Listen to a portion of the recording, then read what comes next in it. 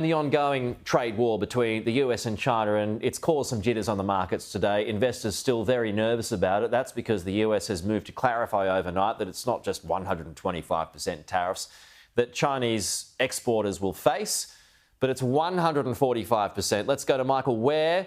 So, Michael, this whiplash continues. Where do you see this ending? Goodness only knows, Peter. And whiplash really is the correct word, because even inside the White House, the policy advisors who are supporting the president in this tariff trade war, they themselves weren't told that the president was going to put a 90-day pause on the global tariffs except for China. As the president says, he himself is acting instinctively. So there's voices within the Republican Party that are saying, look, we can go along with this, but we need to have some sort of concrete strategy. Because, you know, after the president suddenly, out of the blue, announces a 90-day pause, yesterday the market had a cracking day, their best in 17 years. But then this morning, with the clarification of the 145% tariffs on China, they've had a disastrous day. And now we're seeing the bond market in crisis again as bonds are being sold off. And to be frank, the reporting is that that's what's actually frightened or chastened President Trump, because the stock market lost trillions, has lost trillions. And year on year, it's still way down. But apparently what it was that gave the president pause is the Treasury bonds, that they've started to rise.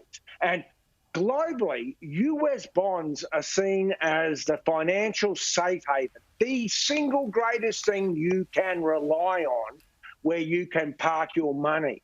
And if bonds are being sold off, then that's a sign of real crisis. And it's American hedge funds who are selling them off, and we suspect China who's selling off these bonds. Because let's not forget, China is the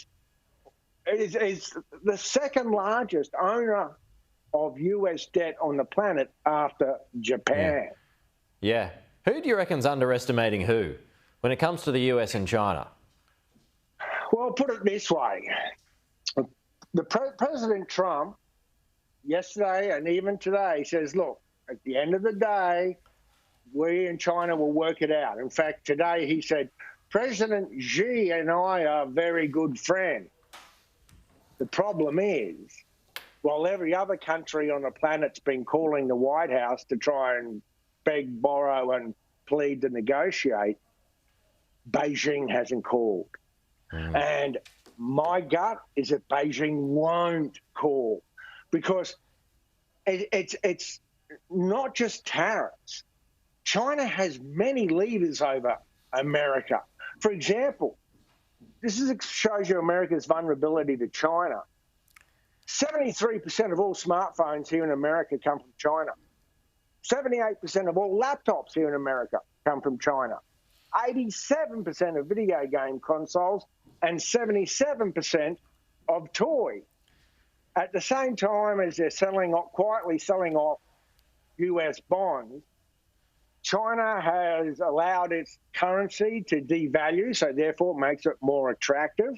And yesterday, they put 7 rare earth minerals under a special control that now requires further licenses.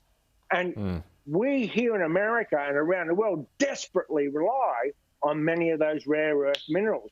So I suspect China thinks that it's got a better run at this game than President Trump realises.